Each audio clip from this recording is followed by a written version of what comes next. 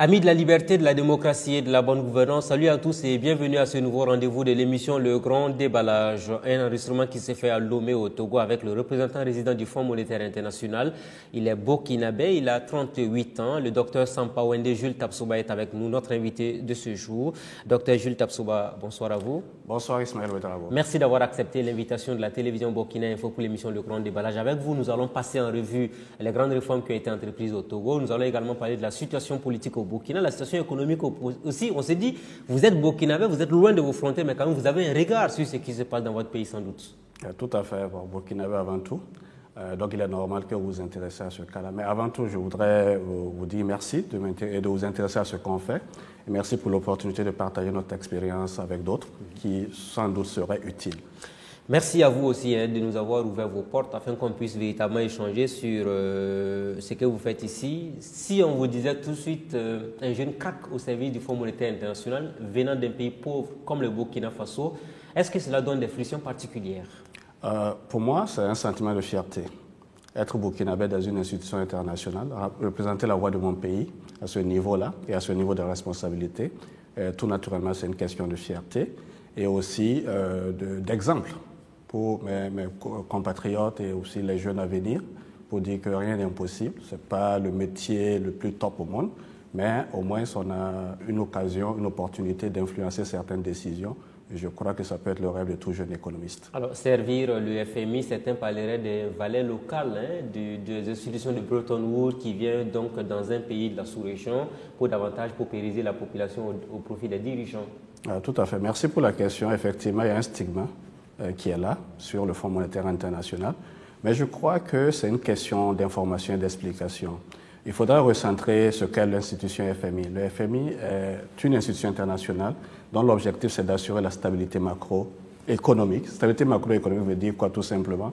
Permettre aux agents économiques d'avoir une certaine visibilité, une certaine stabilité dans leur devenir quotidien. Donc quand on a cette vision-là, on s'est dit pourquoi le FMI fait ce qu'on a à faire. Donc on agit avec le gouvernement de telle sorte que demain, lorsque un agent économique va entreprendre des décisions économiques, que ce soit dans un environnement de stabilité. Donc pour moi, ce n'est pas un élément de paupérisation, c'est plutôt un élément de soutien même à sortir de la situation de paupérisation. On reviendra naturellement là-dessus de fond en comble tout à l'heure. Je voudrais quand même vous poser cette question. De Washington au siège à Lomé, comment se sont passées finalement les péripéties de cette nomination? Parce qu'on se disait que c'est un poste qui est dévolu aux anciens, ceux qui sont peut-être à quelques 2 ou 3 ans de la sortie. Mais vous, jeunes aujourd'hui, à 38 ans, vous venez donc comme représentant résident, ça semble un peu inédit tout de même dans l'institution. Inédit, mais pas la première fois dans l'institution. Je crois qu'avant moi, d'autres l'ont fait. Donc, ce n'est pas exceptionnel en fait? Je ne dirais pas cela. C'est un fait d'art, mais ce n'est pas exceptionnel, ce n'est pas unique. Et il y a eu dans le passé aussi des gens à cet âge-là qui l'ont fait. Alors, le processus de nomination, comme vous me le demandez, très simple. L'individu doit exprimer son besoin lorsque le poste s'ouvre. C'est un mandat de 3 à 4 ans et on fait un concours interne, on fait des interviews en interne, donc il y a un peu de compétition et au vu des différents intérêts, des différents profils, l'institution décide qui viendra et c'est dans ce cadre-là que j'ai eu l'opportunité de venir dans la région et de voir le terrain économique parce que rester dans ses bureaux à Washington, c'est bien beau dans la théorie, mais il est toujours bon de voir comment une économie fonctionne réellement. Le choix du Togo, est-ce parce qu'il y a beaucoup de défis à relever, la proximité avec votre pays d'origine, le Burkina Faso? Oui, comme vous le savez, tout Burkinabé a toujours le désir d'être à côté de chez soi et je crois que le choix du Togo était dans cette dynamique-là. Le plus important pour ma personne et ma famille était d'être à côté du pays et d'être dans la région Afrique de l'Ouest et surtout dans un espace francophone, tant pour des besoins familiaux, aussi pour nous-mêmes professionnellement. Et je crois que jusque-là, ça se passe bien. Alors, en termes de transition, comme vous l'avez demandé auparavant, la dimension humaine est là, on est intégré, le peuple togolais nous a bien intégré, les autorités, donc le travail se passe bien également au niveau professionnel. Donc c'est un retour gagnant, on dirait, à partir du siège. Alors est-ce qu'en venant au Togo, vous êtes dit, je viens pour me confronter à une situation plutôt compliquée. Un pays en crise politique, un pays également qui était dans une dynamique d'isolement avec les institutions internationales et tout ça. Est-ce que vous êtes d'abord arrivé pour briser ce mythe, essayer de ramener le Togo sur la scène internationale? Ça veut dire qu'il y avait beaucoup de défis à relever sans doute. Beaucoup de défis, mais il y avait déjà une dynamique de retour sur la scène internationale. Nous n'avons fait qu'accompagner cela. Donc, nous avons commencé notre mandat ici, je dis l'institution FMI, avec ce programme-là, en 2017, début 2017, et ça fait 2 ans. Et on a des résultats au vu des challenges qui étaient au début. N'oubliez pas que la raison principale pour laquelle on était là, c'était pour assainir les finances publiques. Et cela était un défi majeur. Et également, changer le stigma qu'on avait par rapport au FMI auparavant ici. Et je pense qu'on a de bons résultats. Alors, quand vous êtes arrivé, est-ce que vous n'avez pas été confronté à des difficultés particulières? Parce que certains ont eu des difficultés au Togo ici avant votre arrivée en tant que représentant résident du FMI. Tout à fait. En fait, je crois que le métier de représentant résident, qui est en réalité être ambassadeur d'une institution internationale dans un pays en développement, c'est la communication et la diplomatie. Donc, quand on dit communication et diplomatie, il y a des challenges d'échange. Donc cela, évidemment, c'est parsemé de tout travail dans ce domaine-là. Et nous avons eu à faire face à ça. Mais au fil du temps, à force d'explications, à force de montrer notre technicité, à force de montrer notre apport, je crois qu'aujourd'hui, à l'instant T, je puis vous dire que nous sommes dans une bonne dynamique d'échange et de coopération avec le gouvernement. En venant au Togo, est-ce que vous vous êtes dit il y a 2 ou 3 axes majeurs sur lesquels je planifie mon travail pour qu'à la fin de ma mission, on ne puisse pas dire que voilà un jeune Burkinabé qu'on a nommé à un poste aussi important qui est venu échouer? Oui, c'est vrai que quand on commence un tel sacerdoce, on a toujours des appréhensions.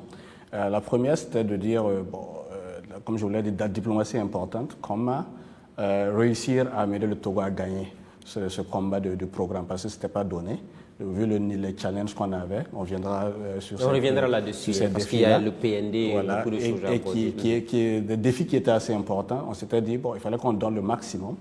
Et comme vous le dites aussi, le Togo, c'est un pays de la région, c'est un pays frère. Donc il fallait aider le Togo en termes de capacité aussi à comprendre ce programme-là et aller de l'avant. Donc, et enfin, les challenges techniques qui étaient là, on s'est donné comme 2 ou 3 objectifs, et notamment au niveau de l'assainissement des finances publiques, l'assainissement du système financier, et aussi apporter un côté social, un volet social au programme, ce qui a été fait. Et bon, le programme n'est pas encore terminé, mais aux 2 tiers du chemin.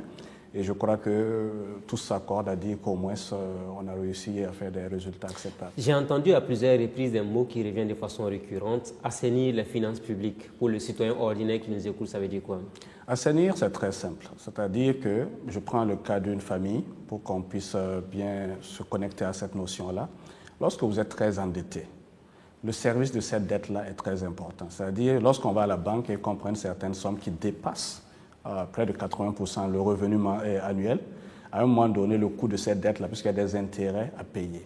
Et lorsque vous êtes dans cette situation, ça veut dire que tout revenu que vous générez, une fraction importante, va seulement pour payer les investisseurs. Ça, c'est un défi très important au Togo. Alors, je vous donne quelques chiffres. Au début du programme, nous étions une dette sur le revenu national autour de 80%. Au début du programme. Et cela correspondait à un service de la dette, c'est-à-dire l'intérêt qui était payé aux investisseurs était autour de 25%.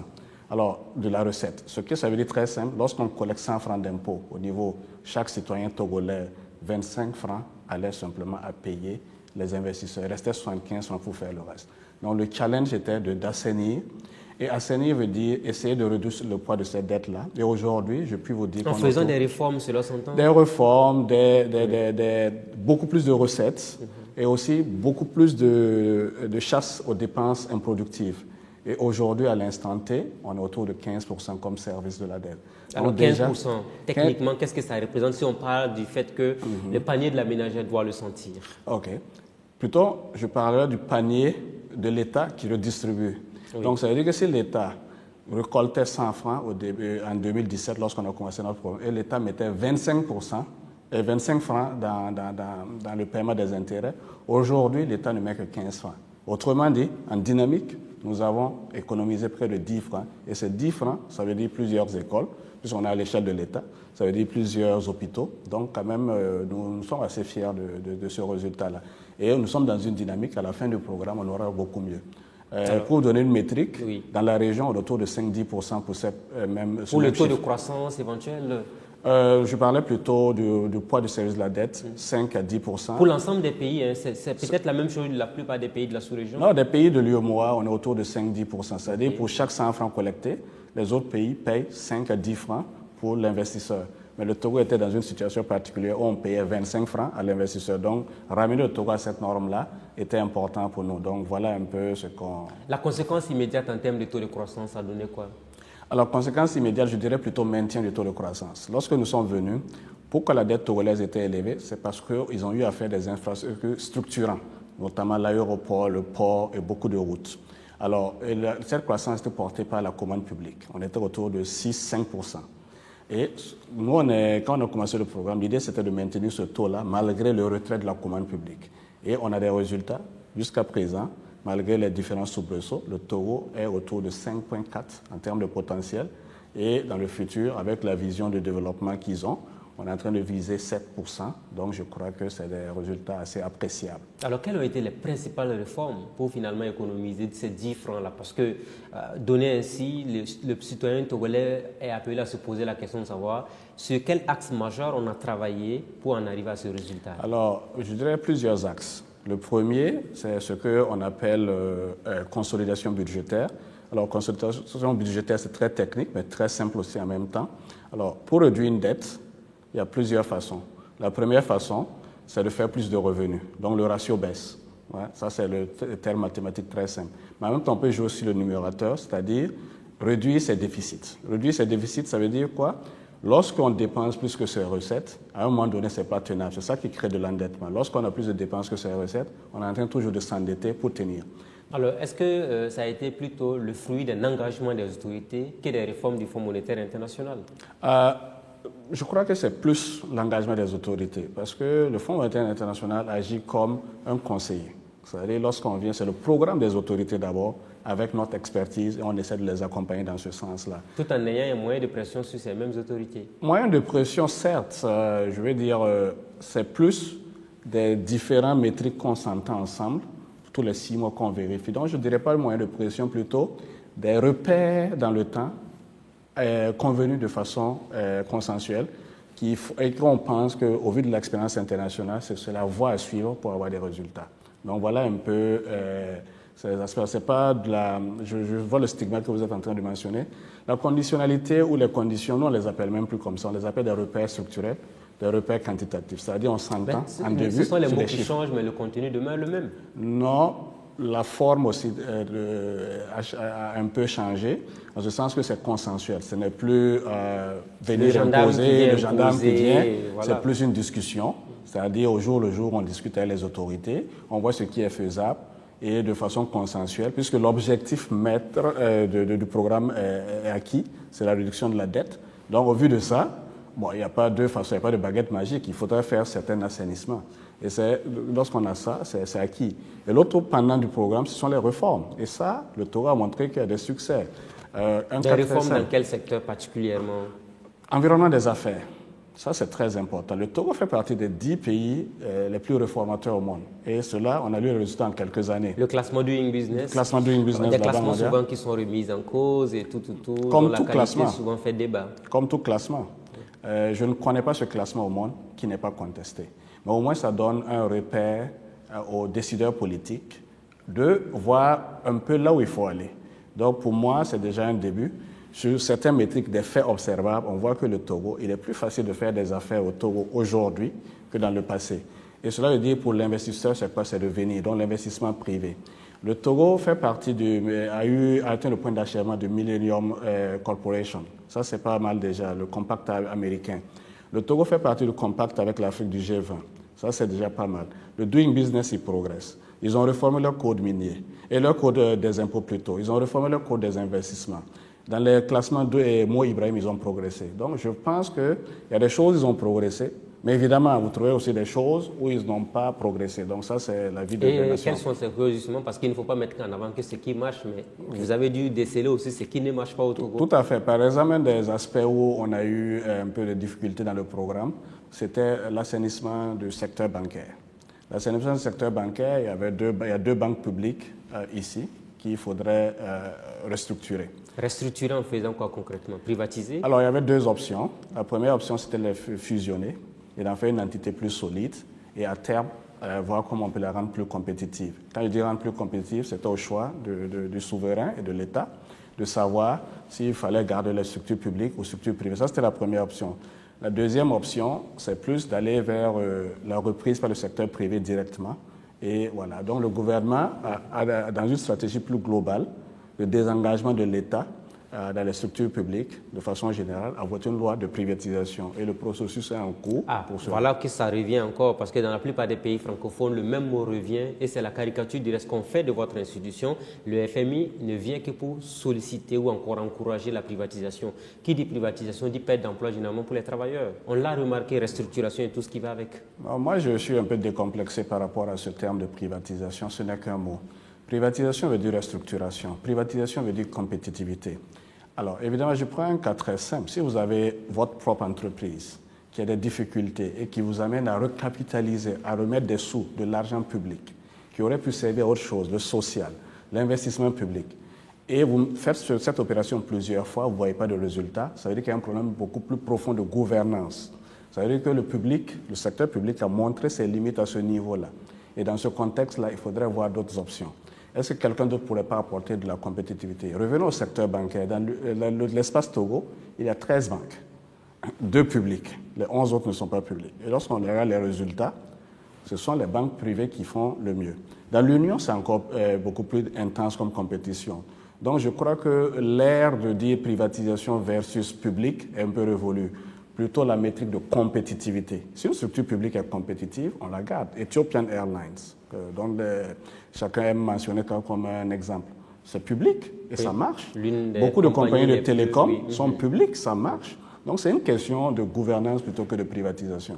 Et le FMI n'est pas justement là pour encourager que la privatisation, parce que c'est cette image-là qui est collée à votre institution.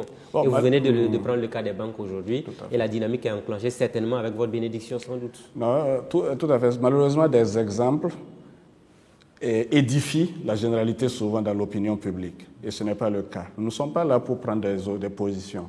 Comme je lui ai dit, notre mandat est très simple. Stabilité macro, faire de telle sorte que les finances publiques soient dans une certaine condition qui permettent d'aller dans des objectifs de développement. C'est ce pourquoi on est là. Alors, toute action qui affecte les finances publiques, évidemment, on a un regard dessus, de conseil. Encore une fois, de conseil, on n'impose jamais rien. Si aujourd'hui, le FMI n'est plus, là, on plie bagage, on repart. Donc moi, je ne verrais pas ça comme un truc, mais plutôt une certaine entièreté, finances publiques, c'est ça l'encre.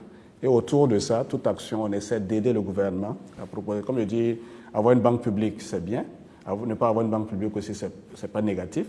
Tout est une question de gouvernance. Et dans le cas précis, il y a un problème de gouvernance dans ces institutions. Et donc, la dynamique est enclenchée au Togo, la privatisation des 2 banques. Oui, et je généralise, ce n'est pas seulement les 2 banques. Il y a d'autres compagnies aussi qui sont sur la dynamique de regain de compétitivité et d'apport du secteur privé dedans. Ça ne veut pas dire que l'État perd toute participation dedans. Je veux dire, par exemple, une entreprise, si l'État a 51%, elle est publique. L'État sert 2%, elle devient privée. Donc, c'est plutôt ça qu'il faut voir. C'est une certaine métrique de majorité. Et tout ce qu'on dit, c'est apporter le privé. Est-ce qu'au niveau du FMI, vous encouragez les États à rester justement, même s'ils ne sont pas actionnaires majoritaires, dans les capitaux de ces différentes institutions ou entreprises pour éviter effectivement que le privé ne vienne faire que la pluie et le beau temps, chasser comme on veut, parler de la restructuration et puis mettre tout le monde dehors, prendre que le minimum de travailleurs? Non, je suis un peu en porte-à-faux avec ce que vous dites par rapport au privé chasse, le privé fait des on a vu des cas quand même, on a vu des cas. L'exemple édifie souvent la généralité, mais le public et le privé aussi est souvent le premier employeur dans certains de nos pays. Bien entendu. Il y a beaucoup d'entrepreneurs, de champions nationaux qui emploient beaucoup, donc je ne verrai pas ça. Le FMI n'a pas de politique à ce niveau. Je reviens encore à notre mandat. Je crois que c'est comme ça qu'il faut voir les choses. On ne rentre pas dans les détails spécifiques. C'est contextuel. Par exemple, dans d'autres pays, on ne parle pas d'assainir le secteur financier. On ne parle pas de privatisation. Dans d'autres pays, ça dépend du contexte qu'on a. Pour le Togo, effectivement, c'est arrivé qu'il y avait 2 ou 3 challenges. Le premier, c'était la dette publique. Le second, c'était le problème que ces 2 banques-là posaient aux finances publiques. Et après, il y a beaucoup plus de réformes structurelles et structurantes qu'il fallait amener au niveau des finances publiques. C'est ce qu'on a eu à se focaliser. On se déplacerait de frontières, le contenu du programme différentiel, mais on n'a pas de vision particulière ou d'opinion particulière sur la participation de l'État. Souvent encourager la restructuration en passant par la privatisation, est-ce à dire souvent que les États ont failli dans la gestion de ces institutions, par exemple? Bon, je ne dirais pas failli. Failli, c'est un mot assez négatif. C'est une gouvernance. L'État est là, mais il y a des démembrements de l'État, il y a des individus qui représentent l'État, que peut-être leur gestion n'est pas idoine, ou le choix d'investissement de l'État dans ce secteur-là n'a pas été idoine. Alors, comme on est tous burkinabés, on peut se reconnecter à notre contexte. Au Burkina, on n'aime pas ce qui est... Il y a eu des entreprises privées qui n'ont pas marché et que l'État a dû soit fermer ou soit céder. Ça, dans l'histoire économique du Burkina Faso, on peut en trouver, n'est-ce pas? Et je pense que c'est mieux pour l'argent du contribuable à ce niveau-là que lorsque quelque chose, un investissement ne marche pas, qu'on reconnaisse. Un privé, vous et moi, on investirait dans un secteur et on verrait que ça ne marche pas.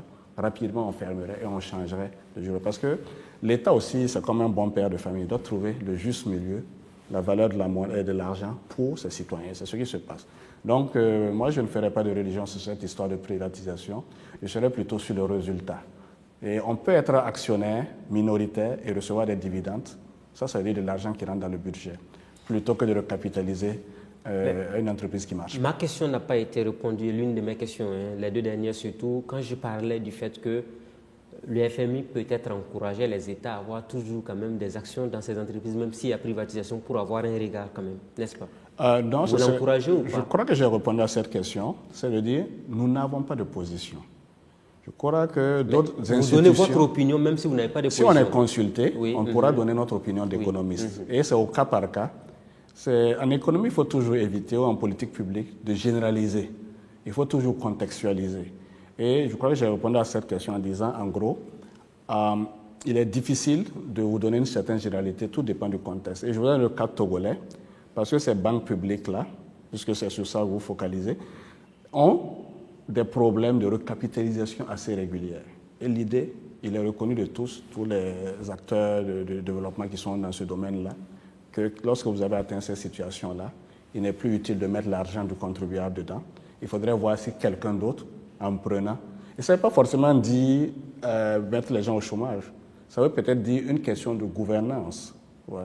À partir de travailler pour l'État est différent de travailler pour le privé. Les obligations de résultat sont totalement différentes. Et si les conséquences de cette privatisation ou de ce changement de méthode de gouvernance débouchaient finalement donc sur des pertes d'emplois?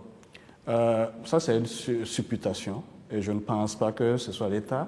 Nous, on n'a pas rentré dans la négociation entre l'État et d'autres personnes. Mais généralement, quand ce processus-là est fait, l'État est bénévolant, l'État essaie de trouver des mesures d'accompagnement, si c'est le cas, ou essayer de sauvegarder de l'emploi.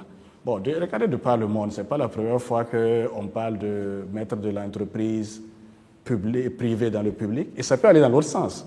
La crise de 2008, beaucoup d'entreprises privées ont failli, mais on a estimé que ça avait des conséquences systémiques. Beaucoup d'États sont rentrés dans le capital. On peut prendre les cas européens avec le secteur automobile ou le cas américain avec le secteur de l'immobilier. On a vu cela. Quand c'est cela, on ne dit pas « Oh, l'État, c'est pas bon, c'est pas... » Mais quand c'est dans l'autre sens, on veut dire. Donc, pour moi, c'est pour ça qu'il faut être contextuel et voir. Un économiste doit regarder c'est quoi la maladie de l'économie et comment résoudre ça. C'est comme un médecin. Un médecin ne vous dira pas tout le temps prenez du paracétamol. Il va vous faire le diagnostic. En fonction de ça, il contextualise la prescription. Vous l'avez dit, le programme, donc, ça fait pratiquement 2 ans que vous l'implémentez au Togo. On parle du PND, le Programme national pour le développement au Togo, un plan qui tiendra sur l'échelle 2018-2022. 4 ans donc sur un programme de près de 5 000 milliards de francs CFA, 500 000 emplois en perspective, 7% de croissance. Est-ce que c'est réaliste pour un pays comme le Togo aujourd'hui, de par l'analyse ou encore le président du FMI que vous êtes, quand vous avez regardé le document, vous avez suivi? Non, merci pour cette question, parce que je pense que c'est un élément fondamental du devenir du Togo. Alors, en tant qu'institution, on a participé à la phase de réflexion de ce programme-là. Et je le trouve original. Ce n'est pas pour tirer la couverture sur ma propre personne ou sur ceux qui y ont participé, en ce sens que c'est focalisé sur l'avantage comparatif du pays. Alors, ça veut dire quoi ce programme-là? le Togo a décidé, au vu de son positionnement géographique, ils seront le hub logistique de la région. 3 axes majeurs, c'est l'un des axes importants de ce pays. Ils seront un centre d'affaires, ils ont déjà une tradition. Ecobank, Aura Group et d'autres institutions financières ont leur siège ici. Pourquoi ne pas capitaliser dessus? Deuxième, la transformation agricole et industrielle pour aller pour des manufactures, parce que le Togo a certains avantages, notamment au niveau salarial dans la région. Et enfin, comment tenir compte de la cohésion sociale. Alors maintenant, on parle de réalisme, de crédibilité, le point de votre question, 5 000 milliards. Moi, je ne m'attacherai pas plutôt à ça. Je veux qu'on se focalise sur la vision. Tout de même. Les chiffres accompagnent la vision. Oui, bien sûr. Et reconnaissons que la vision est excellente ici. Voilà, ça sort des sentiers battus. Prenez d'autres plans de développement, on a une multiforme d'objectifs. Là, c'est concentré sur 2 au niveau économique et un 3e au niveau social pour accompagner tout ça. Donc ça, je trouve déjà un début. Alors maintenant, en termes de chiffres, c'est des estimations techniques.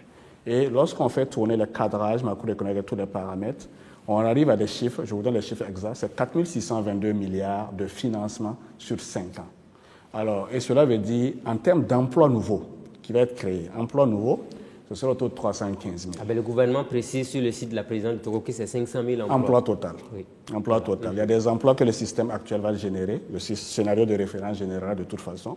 Et l'idée, c'est un changement structurel. C'est-à-dire, si vous courez, par exemple, à pied, et que du jour au lendemain, vous décidez, avec la vision, que vous allez avoir une moto, évidemment, la vitesse de croisière n'est pas pareille et la dynamique d'arrivée n'est pas pareille.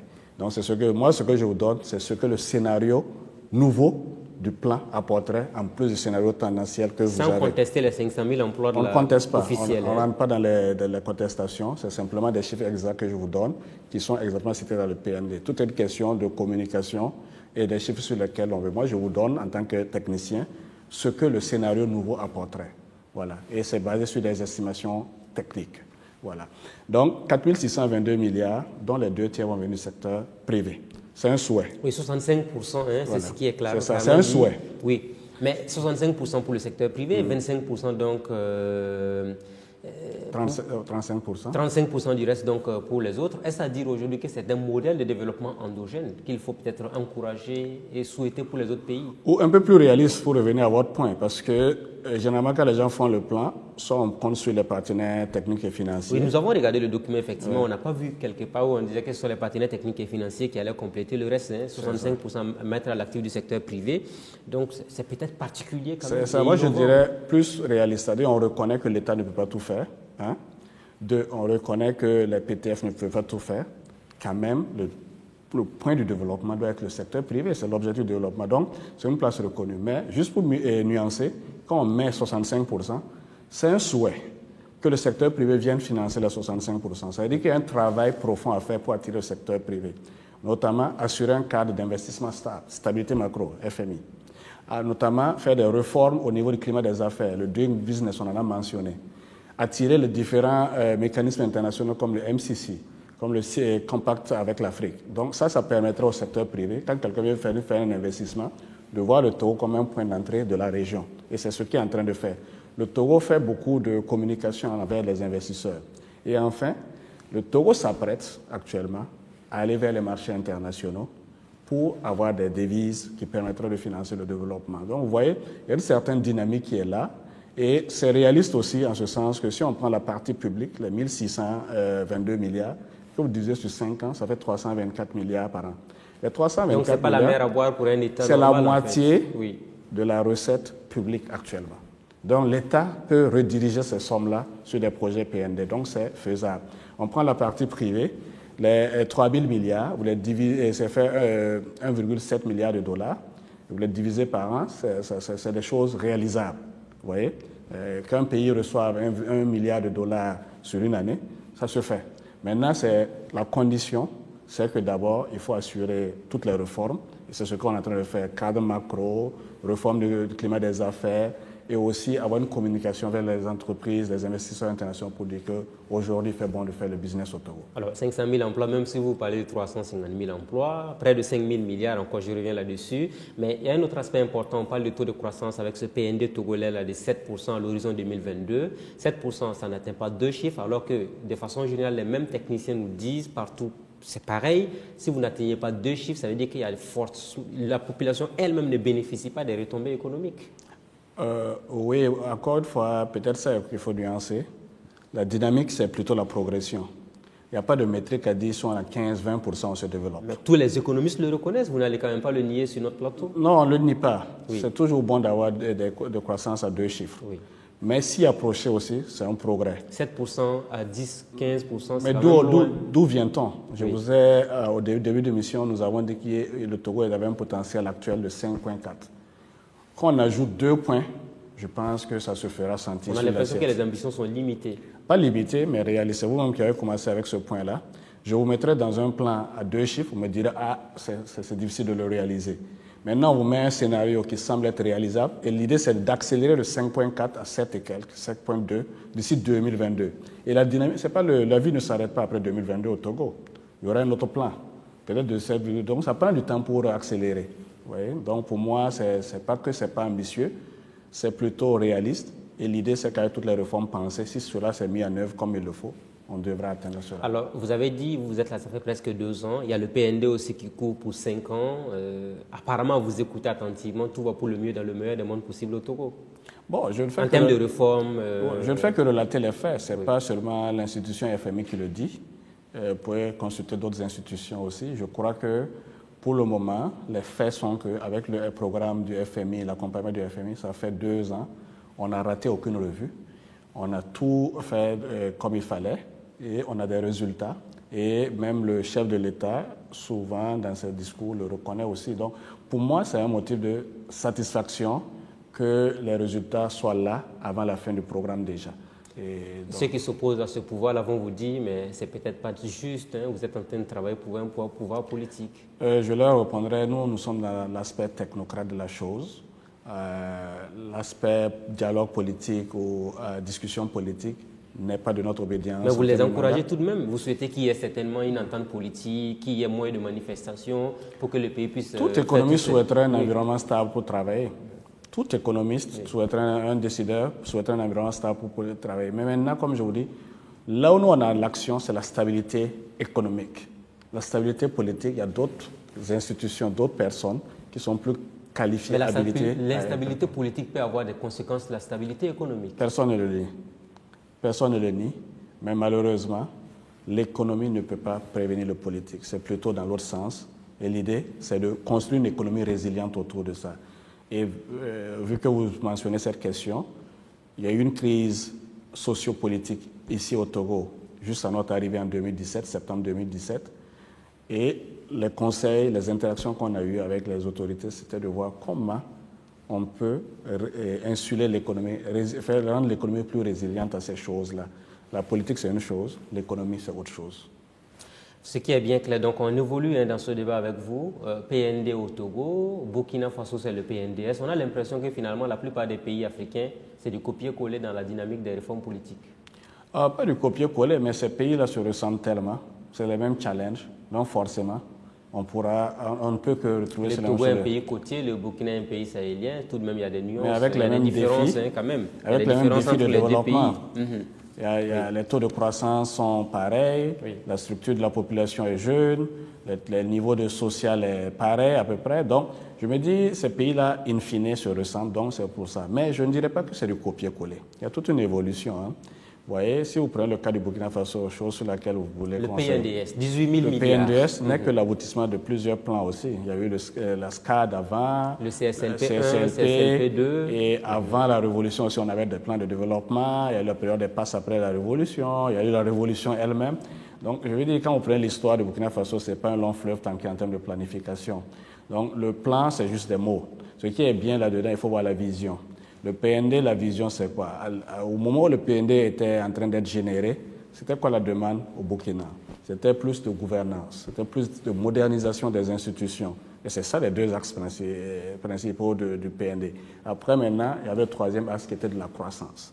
Alors, le cas togolais est un peu différent et ils ont plus mis l'accent sur l'avantage comparatif, ce qu'ils voudraient être, et penser à l'inclusion sociale. Donc, vous voyez, c'est contextualisé. Il n'y a pas de copier, même lorsqu'on prend ces deux plans-là.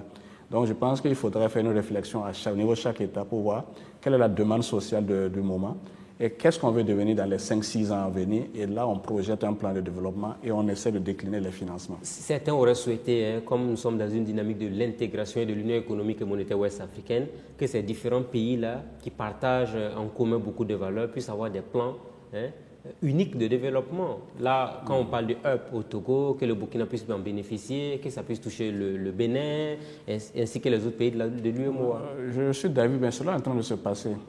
Il y a des politiques de coordination au niveau de l'UEMOA déjà.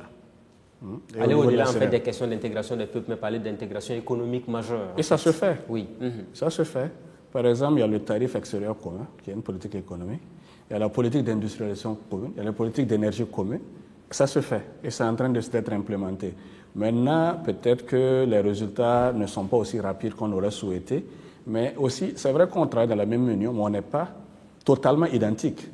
Il y en a qui ont des avantages comparatifs dans le cacao, d'autres ont des avantages comparatifs dans l'or, dans le coton. Donc, c'est plus une complémentarité qu'il faut voir. Et le hub logistique, c'est que le Togo a un port le plus profond de la région, et avec le corridor le plus court pour arriver au Burkina. Par exemple, ça serait une coordination naturelle au Burkina Faso, que ce soit un canal d'exportation, d'importation pour nous. Donc nous, on doit penser qu'est-ce qu'on doit être. Voilà, ça, c'est une autre question. Le Burkina Faso, qu'est-ce qu'on voudrait être dans cette dynamique-là? Mais il y a toujours des politiques de développement assez coordonnées dans la région. Est-ce que vous souhaitez, par exemple, qu'il y ait une forte implication de la Commission de l'Union économique et monétaire ouest-africaine dans les politiques endogènes ou les programmes endogènes de développement? Il serait bon que l'Union ait un regard aussi là-dedans, dans ces politiques-là. Mais je crois que c'est déjà fait. C'est-à-dire quand on prend les plans de développement, vous avez trouvé toujours une section intégration régionale. Donc c'est déjà tenu compte dans les différents aspects. C'est peut-être une désir politique maintenant, peut-être d'avoir un peu plus d'implication, d'avoir des politiques de l'Union pour qu'on puisse coordonner. Mais ça, c'est en train d'être fait. Mais il ne faut pas demander beaucoup de choses en peu de temps dans une institution qui est récente aussi. Mais je crois déjà ce qu'on a ensemble, le vivre ensemble en union, les résultats qu'on a déjà appréciables, mais ça viendra dans le temps. La demande même sociale sera dans la... J'ai une institution, mais quand même vue comme un bel exemple, parce que l'UEMOA fait partie des exemples de réussite en matière d'intégration sous-régionale vantée sur le continent africain tout de même. Tout à fait, de par notre expérience ou de la vôtre, tout le monde dit l'UEMOA c'est un succès. Donc il faut être fier et comment renforcer. Je crois que vous et moi, lorsqu'on quitte le Burkina, on se retrouve au Sénégal et que c'est UEMOA, CEDEAO, on est tous fiers de ça. Donc c'est un acquis qu'il faudrait renforcer. Avant de rentrer dans le grand dossier consacré au Burkina Faso, je voudrais vous entendre en une dernière question concernant le Togo.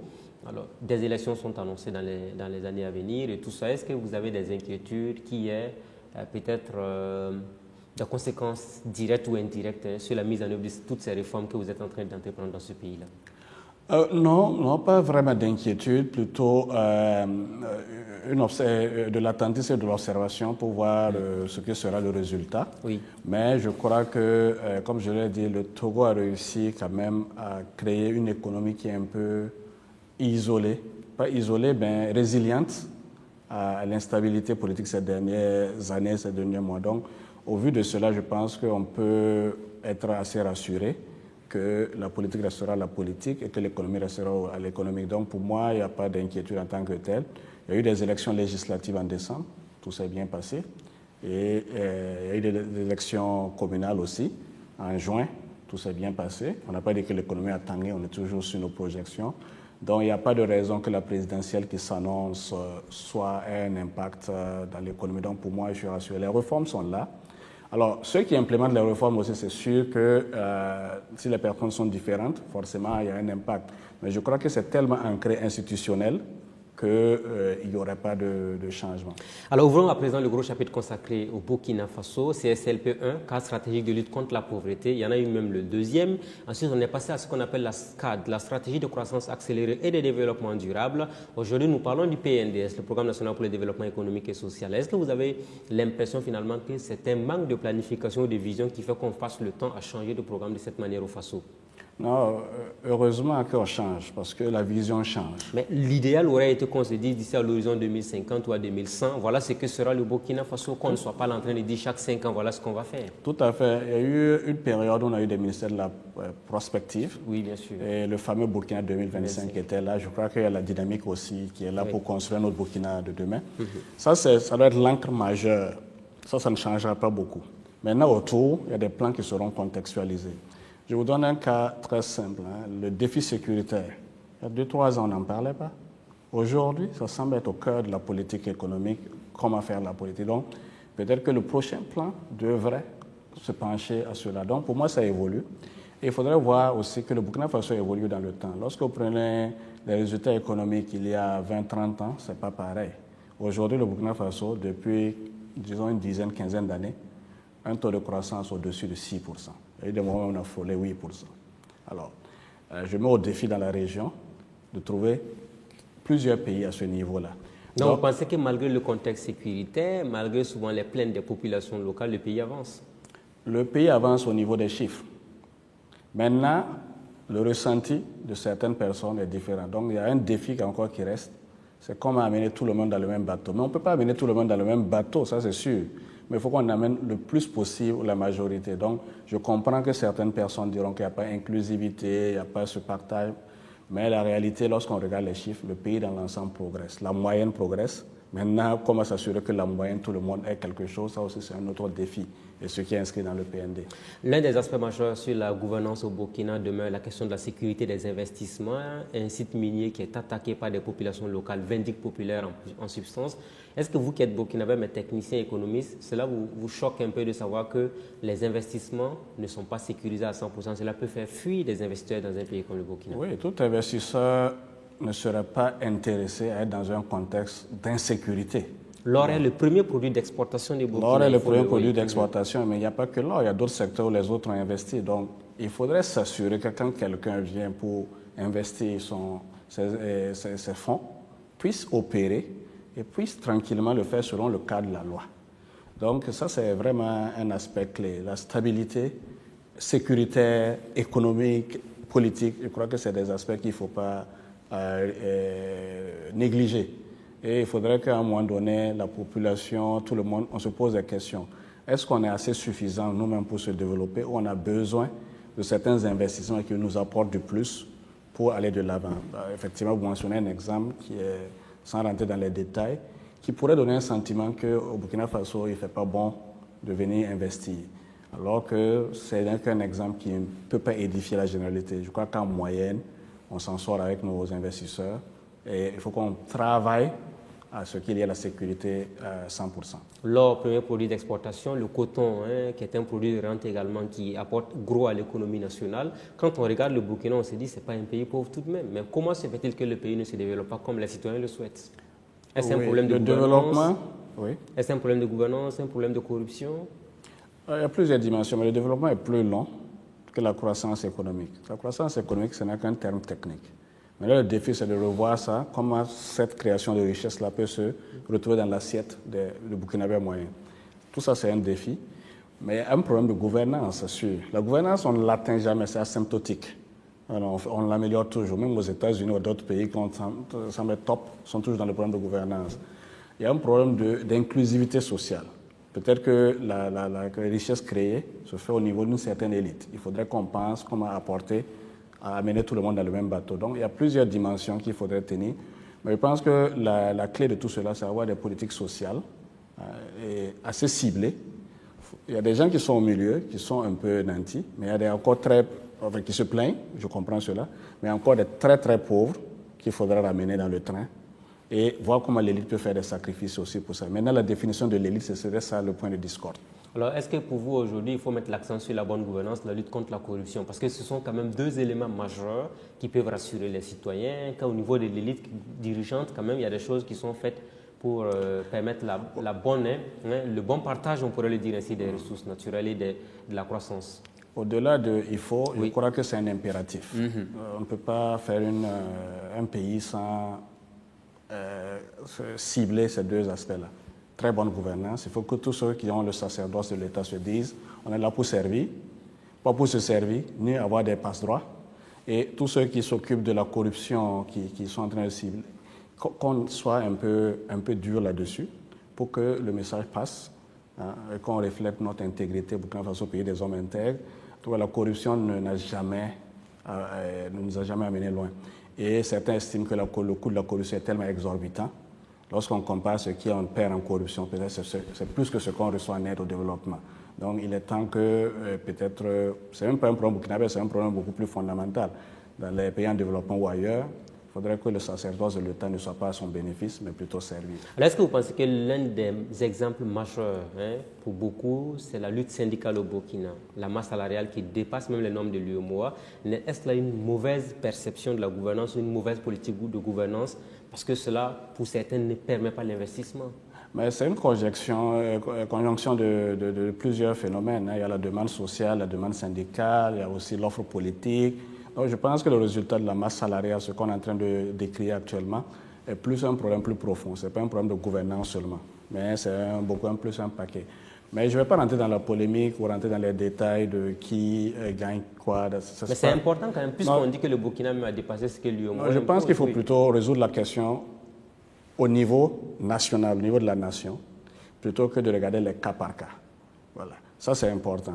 Moi je prends les chiffres très simples. Vous prenez le budget de l'État, ce qu'on dépense totalement chaque année.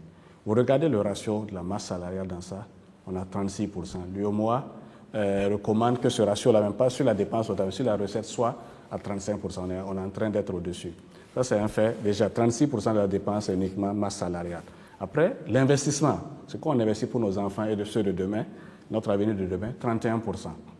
Donc, nous sommes en train de payer plus de salaire, qui est bien, mais qui est plus porté sur la consommation plutôt que de se focaliser. Donc, à cette allure, le Burkina n'a pas d'avenir, en fait, selon vous? Pas qu'on n'a pas d'investissement, puisqu'on fait déjà 31% dessus. Oui. Mais j'aurais vu une dynamique pour une nation qui veut se développer, que la balance, le curseur change un peu, qu'on essaie plus de pousser les investissements plutôt que de faire gonfler la masse salariale. Mais les investissements bénéficient à qui? Investir plus pour que la population soit paupérisée davantage? Non, ça c'est une dynamique antinomique. On investit pour augmenter la croissance, on investit pour créer des activités des populations les plus pauvres. Une route simplement au Burkina, regardez qui crée des échoppes autour. Ce sont les plus pauvres, c'est le secteur informel.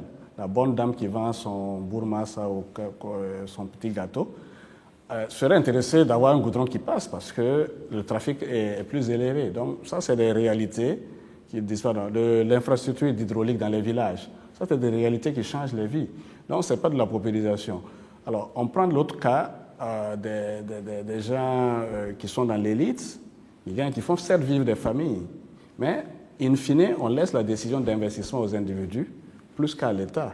Alors, quelle garantie avons-nous que le citoyen Tapsoba prendrait son argent pour aller faire de l'infrastructure hydraulique dans son village? Plutôt, l'État doit avoir une autre politique. Donc, je n'ai pas dit qu'il est mauvais d'avoir de la masse salariale. C'est bien que tous nos concitoyens se sentent à l'aise. Mais simplement, je suis en train de voir les grandes masses. Est-ce qu'on ne doit pas déplacer légèrement le curseur vers plus d'investissement pour nos enfants dans le futur? Voilà qui est clair, hein, on évolue dans cette émission et nous parlons toujours du Burkina. Est-ce que vous avez un regard sur l'actualité politique dans votre pays aujourd'hui? Tout à fait. Avant d'être fonctionnaire ou de travailler dans une institution, je suis burkinabé, avant tout. Il est normal que je m'intéresse aux questions politiques. Et je les suis.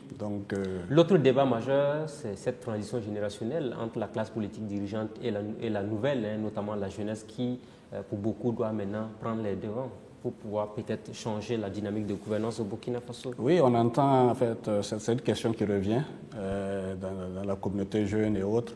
Il y a le changement générationnel qui se fait pas. Vous y êtes favorable? Pas favorable, pas contre, mais je pense que c'est une nécessité. C'est même pas d'avoir une opinion.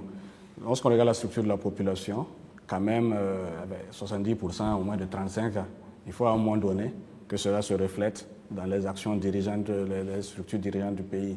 Et je ne suis pas le seul à le dire.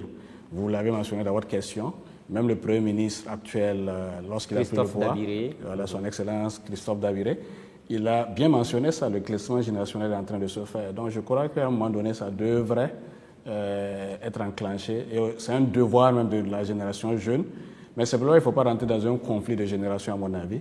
Parce que, comme on le dit chez nous, si jeunesse savait et si vieillesse pouvait. Donc je pense qu'il faut trouver la complémentarité pour avoir une transition assez lisse de cela. Plusieurs candidatures déjà annoncées pour la présidentielle de 2020, dont celle du président sortant Roch Kaboré.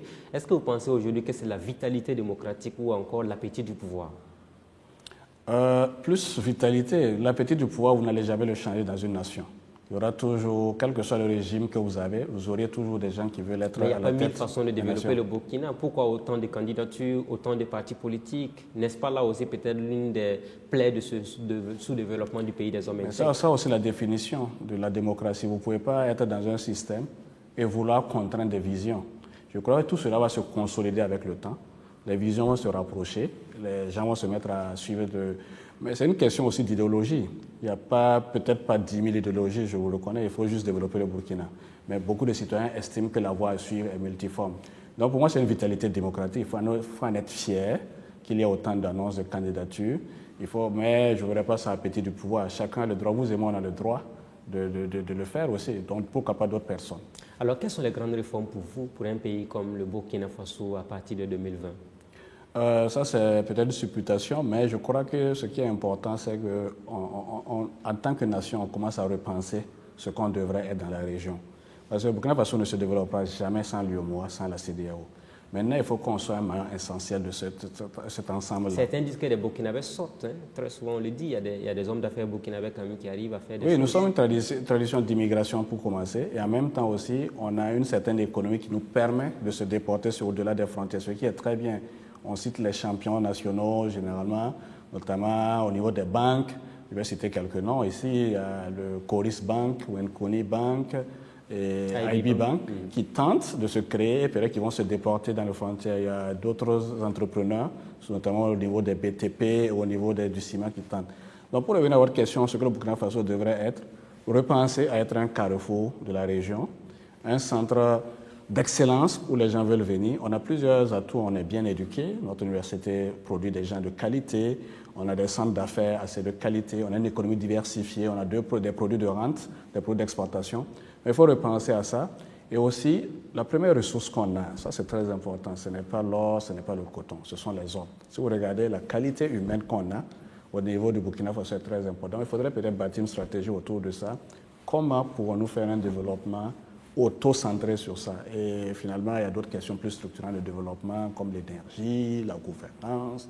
Mais il faut recentrer tout ça. Le Burkina Faso doit être peut-être Suisse ou Singapour de demain, on ne sait pas, mais il faut rêver. L'espoir est permis. Oui, l'espoir est tout à fait permis. Alors, on parle du Togo, réforme, Burkina Faso, réforme, Côte d'Ivoire, réforme, UEMOA, CEDEAO. On finira par vous dire, pour certains en tout cas, quelles que soient les réformes que nous ferons, en tout cas pour les pays de la zone franc, tant que les pays ne vont pas se débarrasser de ce cordon ombilical qui les lie à la France, il n'y aura pas de développement avec une autre monnaie. Oui, il y a ce débat autour de la monnaie, mais la monnaie ne fait pas tout. Quel que soit le système. Mais ça permet quand même d'avoir une certaine autonomie. Oui, ça a son avantage d'être flexible, mais ça a son avantage aussi quand on a un système de change flexible. Ça veut dire que c'est le taux de change qui absorbe le choc. Ça veut dire du jour au lendemain, votre taux de change va faire des yo-yo en fonction des réserves que vous avez. Lorsque vous avez un change fixe, c'est l'autre de l'inconvénient. Donc chaque système a son plus et son inconvénient.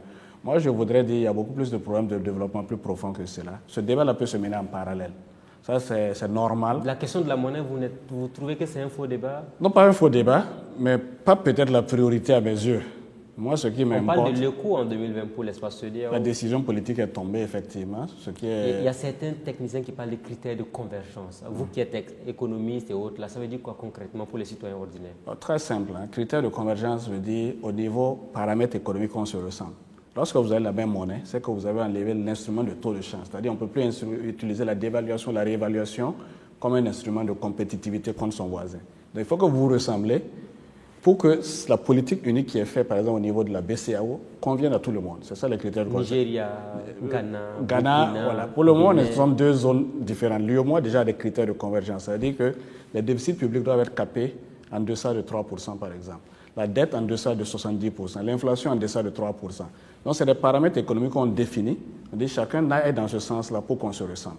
Mais on a deux zones différentes. Il y a la zone UEMOA et il y a la zone monétaire ouest-africaine où le Niger et le Ghana sont différents. Donc, l'idée, c'est de rentrer et de se ressembler. C'est le même processus qu'il y a eu à faire l'euro. C'est-à-dire qu'on a défini les critères, chacun a travaillé à aller dans ça. L'idée, c'est de minimiser les pertes et les coûts lorsque la politique unique sera en marche. À vous écouter, 2020, c'est peut-être pas sûr, pas réaliste.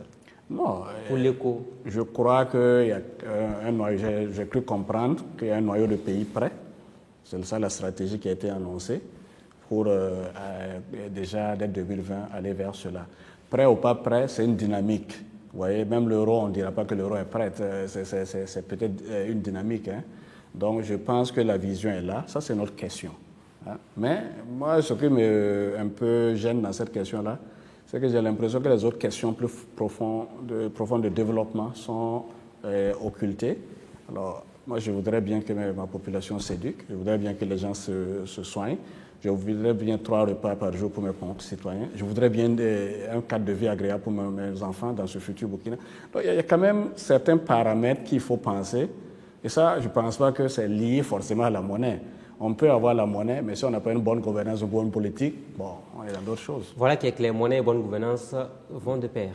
Tout à fait. Merci à vous, M. Sampao Wende Jules Tapsouba. Merci pour l'opportunité. Merci. Aux téléspectateurs de Burkina Info, merci à tous et à chacun. Amis de la liberté, de la démocratie et de la bonne gouvernance, nous étions au Togo, à Lomé, capitale du Togo, pour cette émission Le Grand Déballage avec le représentant résident du Fonds monétaire international, le Dr Sampao Wende Jules Tapsouba. Merci à tous et à chacun de nous avoir suivis.